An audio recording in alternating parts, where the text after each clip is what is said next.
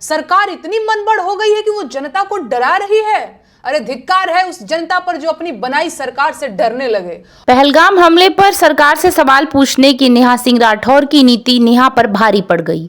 नेहा सिंह राठौर के खिलाफ अदालत में शिकायत दर्ज हो गई है।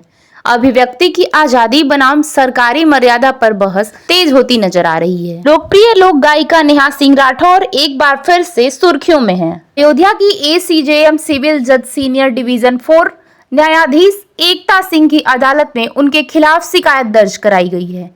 शिकायतकर्ता का आरोप है कि नेहा ने अपने एक हालिया गीत या बयान से धार्मिक भावनाओं को ठेस पहुंचाई है। आपको बता दें कि नेहा सिंह राठौर को उनकी बेबाक और साहसी अभिव्यक्ति के लिए जाना जाता है।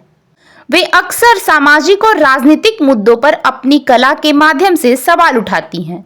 उनके समर्थकों का कहना है कि यह शिकायत अभिव्यक्ति की आजादी पर हमला है और लोकतांत्रिक मूल्यों के लिए खतरा पैदा कर रही है। वहीं दूसरी ओर विरोध करने वालों का कहना है कि कलाकारों को अपनी लोकप्रियता का इस्तेमाल करते हुए सामाजिक मर्यादाओं और संवेदनशीलता का ध्यान रखना चाहिए। उनका कहना है कि धार्मिक या सांस्कृतिक भावनाओं से जुड़े मुद्दों पर टिप्पणी करने से पहले सोच समझकर कदम उठाना जरूरी है। अब देखना ये होगा कि अदालत द्वारा मामले में क्या रुख अपनाती है और क्या यह मामला कला बनाम संवेदना की बहस को गहराई दे पा रहा है। जब सवाल है, अब क्या देश के प्रधानमंत्री से सवाल पूछने के लिए पहले मुझे प्रधानमंत्री बनना पड़ेगा? आप शायद भूल गए होंगे, लेकिन आपकी जेब में पड़ा एक कागज का टुकड़ा आपको ताकत देता है कि आप पूरे अधिकार के साथ देश के प्रधानमंत्री से सवाल पूछ लें। अपने सोए हुए दिमाग को जगाइए महाराज। आपका वोटर कार्ड आपको खाली सिम खरीदने के लिए नहीं दिया गया है, आपकी नागरिकता का एक दस्तावेज है और वो उसके आधार पर रास्ते का एक गरीब मजदूर भी प्रधानमंत्री से पूछ सकता है कि साहब मैं अब तक गरीब क्यों हूं? अपनी ताकत को पहचानिए। इस देश के नागरिक हैं आप, गुलाम नहीं हैं। आजाद देश के आजाद नागरिक हैं आप। जागिए और पूछिए सवाल इन बड़ी गाड़ी और ऊंचे मकान वाले नेताओं से कि आप अब तक बेरोजगार क्यों हैं। पूछिए सवाल इन महंगे सूट और मोटी खाल वाले नेताओं से कि देश की 80 करोड़ जनता सरकारी भीख पर क्यों जिंदा है।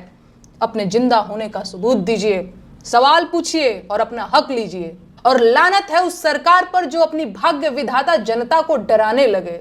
ये सरकार जनता की बनाई हुई है और जनता जब चाहे इसे बदल सकती है। सरकार जनता से है, जनता सरकार से नहीं। और अगर देश की सरकार देश की जनता से नहीं डर रही है तो इसका सीधा मतलब है कि यह सरकार बनाने का काम जनता कर ही नहीं रही है। तो सरकार फिर कौन बना रहा है? ईवीएम। फिर तो हो चुका खेला। सरकार ईवीएम बनवा रही है और ईवीएम सरकार बनवा रही है। बढ़िया है फिर तो। अच्छा, दिल पे हाथ रख करके बताइएगा, आपको सच में लगता है कि सरकार देशवासियों का भला कर रही है?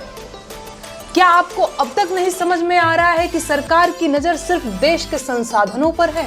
महंगाई, बेरोजगारी, स्वास्थ्य और शिक्षा जैसे मुद्दों को साइडलाइन कर देने वाली सरकार देश का भला कैसे कर सकती है? कुछ अंधभक्त और जाहिल किस्म के लोग मुझसे सवाल पूछ रहे हैं कि मैं होती कौन हूं प्रधानमंत्री से सवाल पूछने वाली? मेरी औकात क्या है? हैसियत क्या है मेरी? गजब सवाल है।